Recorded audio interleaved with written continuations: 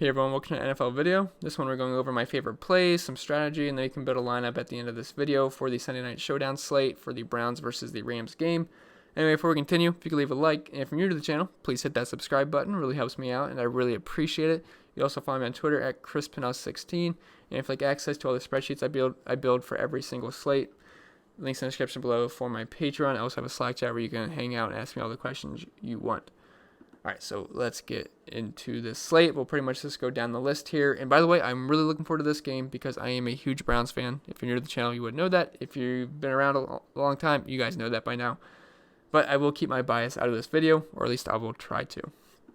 So let's just go down the list here. Up top, we got OBJ at 11K. He is my favorite play of the slate. I know that's not being bold or anything, and he's the most expensive guy, but I want to put him in my captain spot for sure. Because we all know Odell loves the primetime games. He balls out. Last week versus the Jets, he had that 90-yard touchdown for a slant. It's just what he does. He loves the spotlight. He's arguably a top 5 receiver in the NFL. He's got all the talent in the world. Is it the best matchup versus the Rams? No, it is not. He's going to see some Aqib Talib, but you have to think about it the other way around too. It's going to be a tough matchup for Talib because Odell he's pretty much matchup proof. And at any given moment, he can take a slant 89 yards to the house. It's what he does. He's extremely fast. He's extremely talented. He's athletic. Definitely love OBJ. I do think the Browns will be trailing in this game, so game script should go in his favor. Baker's going to heavily target him. He's the number 1 wide receiver on this offense, obviously. He had 21 targets through 2 weeks so far. At any given moment, he can take a slant to the house. It's what he does. He can take a fade all the way to the house. So if you're fading him, you're going to be a nervous wreck all night because, it only takes one play for him to break this slate if you fade him. So definitely like OBJ. I know he's expensive. He's $16,500 when it comes to the captain spot, but there's enough value for me to get him in this weekend. So I do love OBJ. Jared Goff, I prefer Baker in this game because I like his weapons because I do think they're going to be trailing. I do think the Rams have a lead, so maybe Jared Goff doesn't have to ball out. And he's more expensive than Baker. But he's in play, but again, he's my second favorite quarterback. I don't think he's a must on this slate. I think he's going to do fine, but he does struggle on the road. If you look at week 1 and just throughout his career, he has struggled on the road. He had 10 points at week 1 versus the Panthers on the road. Last week, he came home to the Saints, got 20 points. That's what he does. He's better at home, tough on the road. And, Cleveland's not the easiest place to play in. I know Tennessee just manhandled them, but still, in a primetime game in Cleveland, the place is going to be rocking. They're coming off a big win primetime versus the Jets. And I will say, though, the good thing about playing Jared Goff, if you want to play him, the Browns' defense is beat up right now. Christian Kirksey, their starting middle linebacker, he's out. He has torn biceps. Demarius Randall's got a concussion. He's not playing. The Browns' backup linebacker, Mac Wilson, missed practice the other day. Denzel Ward's got some hammy issues. So does Grady Williams. Their defense is beat up. So the line was 1.5 point favorites for the Rams. I think that is now 3.5, so the line has shifted. I will say, though, the Browns have a great defensive line, so we'll see how Jared Goff handles the pressure. They got Myles Garrett, who's basically a cheat code right now. He has 5 sacks through 2 weeks. Possibly might win the Defensive Player of the Year if he keeps this up. You got Olivier Vernon on the other side, Sheldon Richardson, Larry Ogunjobi plugging up the holes. So it's a tough defensive line, but outside of that, they should be fine. I don't really see the Rams struggling too much. I do think they play with the lead here, so maybe Jared Goff doesn't have to do much. They rely on the run game with Todd Gurley, Malcolm Brown, those kind of guys. But, yeah, so based off of all that, I do prefer Baker because the game script should be better for him. And speaking of Baker, let's get into him now. He's a little bit cheaper. He's $400 cheaper at $10,200. And like I said, I think the game script will be better for him. He's playing at home. He's got weapons to throw to. Unfortunately, David Njoku's out. But still, I will say Baker has not been very good whatsoever this season. He doesn't have any accuracy. He's missing wide open throws. He's forcing the ball downfield. He's not reading the defense well. He's missing wide open underneath routes. He's forcing the ball downfield when he's got open checkdowns. I don't know what's up. He's a completely different quarterback than what he was last year. Just gotta hope he wakes up sometime soon here, or the Browns will struggle. He himself said he needs to play better, which he does. The offensive line isn't helping him, though, I will say. And that could be a big struggle for him. That's the one thing I'm worried about for the Browns in this game. I don't know how they're going to block Aaron Donald. I don't think they're going to be able to. Baker's going to be running for his life back there. Got to double, triple team him at some point, but got to give him an extra blocker. It's going to be tough for him. But like I said, game script should have the Browns throwing the ball, which they've done a ton this season. He has at least 35 attempts both weeks, and that was with a big lead last week against the Jets. So do like Baker and his pass catching weapons. That's kind of the game script I'm going with. I'm going to assume the Rams got the lead. They can run the ball a little bit more. I mean, still going to throw the ball, but I like the run game there, and then I like the Browns passing attack. Just a good correlation right there.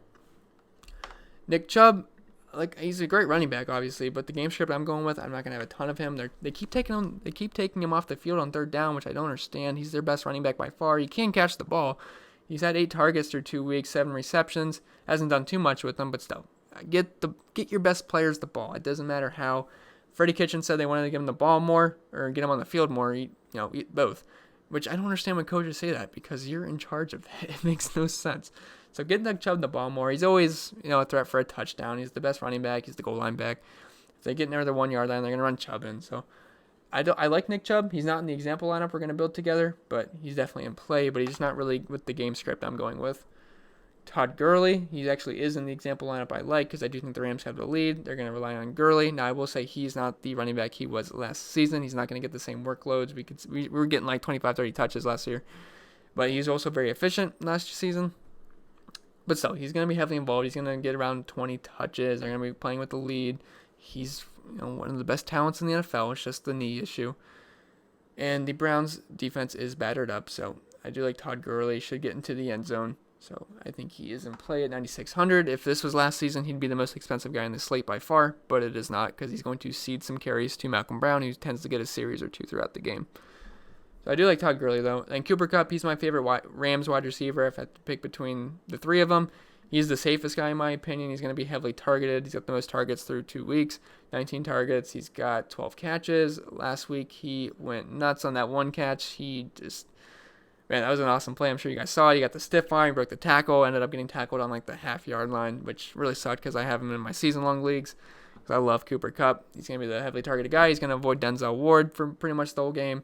So I do think Cooper Kupp is definitely in play, one of my favorite plays on the slate. Brandon Cooks, he's the boomer bust guy. He can always catch a 70-yard bomb, which the Browns always seem to make a dumb mistake in the secondary every single week, so maybe you do want to put Brandon Cooks. Personally, I'm not going to. He's going to see a lot of Denzel Ward, who I know has not been fantastic this season, but still, he's a talented cornerback. He's a young guy. I will say, though, he's done with the injury, but Cooks is kind of my 3rd favorite wide receiver from the Rams. And he's not heavily targeted as Robert Woods or Cooper Kupp. As you can see, he only has 10 targets through 2 weeks, only 5 catches, so you're going to have to hope he catches a bomb for a touchdown. And Robert Woods, he had an uncharacteristically low target week last week. He only had 2 targets for 2 catches. Did have a touchdown called back. But I think it's more of a week 1 performance we will see out of Robert Woods this week. He had 13 targets, so he's probably going to see about 8 to 10 targets in this game, 8 receptions. Got 70 yards week 1. And he hasn't yet to get into the end zone. Like I said, he did have that touchdown called back. But I do like Robert Woods. He's my 2nd favorite wide receiver on the Rams, and he is the cheapest wide receiver on the Rams. And then Jarvis Landry, he's a much better NFL wide receiver than he is a fantasy wide receiver. He's not going to see a ton of volume. He does have 14 targets through 2 weeks, which isn't terrible, but he's not a big play guy. That is Odell's role. Landry he pretty much, he's the possession guy, and he's very good at that. We all know how good he is at catching the ball. So I don't like Jarvis Landry at 7,400. If you want to play him, I get it. He's going to be lower owned, but not my favorite play in the world. I don't think there's a ton of upside here unless he finds his way into the end zone.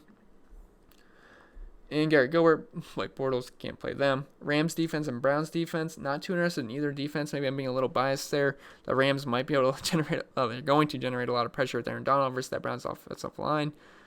But I didn't think there's going to be points scored in this game. And, I love Odell. I love the pass catcher. So obviously I'm not going to play the Rams defense because that makes no sense in the world. Browns defense, I don't really trust them versus the Rams offense. They are playing at home, though. The crowd's going to be hyped. The Browns defense looked excellent last week, although that was against the Jets, so I guess it doesn't really count. They're going to generate pressure, though. They got, like I said, Myles Garrett, all those guys, but not too interested in any of the defenses in this game. Malcolm Brown, if you're playing Malcolm Brown, you're just hoping for him to fall into the end zone on a couple goal line carries like he did week 1. He had 2 touchdowns on the goal line. Did get 11 carries, though, but he's going to see a couple series that they're using him to spell Todd Gurley just so he doesn't have a heavy workload on his knee. So if you're going to play Malcolm Brown, you're hoping for either Todd Gurley to get hurt mid-game or for him to get a couple goal line carries for a touchdown. Or if they get a huge lead on the Browns, they might just pull Todd Gurley out of the game and then they just put Malcolm Brown in, which would make sense, but I don't really think it's going to be a blowout by any means. David Njoku's on the IR, which sucks. The kickers are what they are. If it turns into a kick fest for some reason, they're going to crush. If it doesn't turn into a kick fest. They might get a couple field goals each, and they're going to be fine. They're not the most upside plays in the world because obviously they can't catch a 50-yard touchdown at any given moment. But they give you somewhat of a floor because they're going to be involved.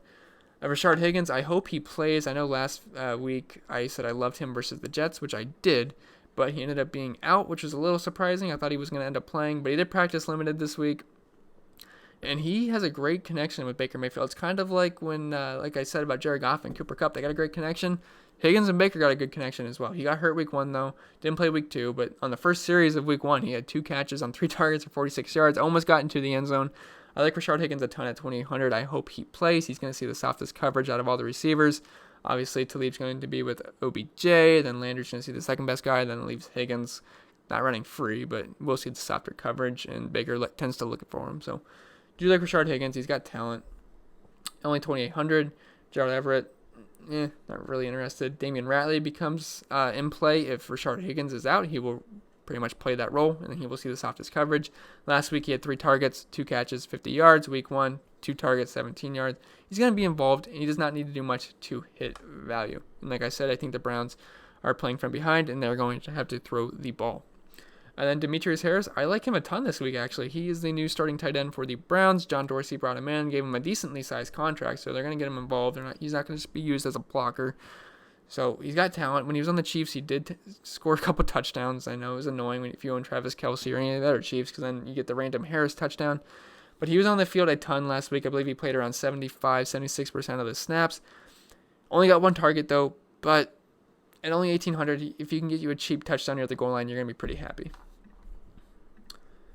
And then the rest of these guys are complete trash pretty much. Ricky Seals-Jones, no. Hilliard, no. Henderson, no. Reynolds, no.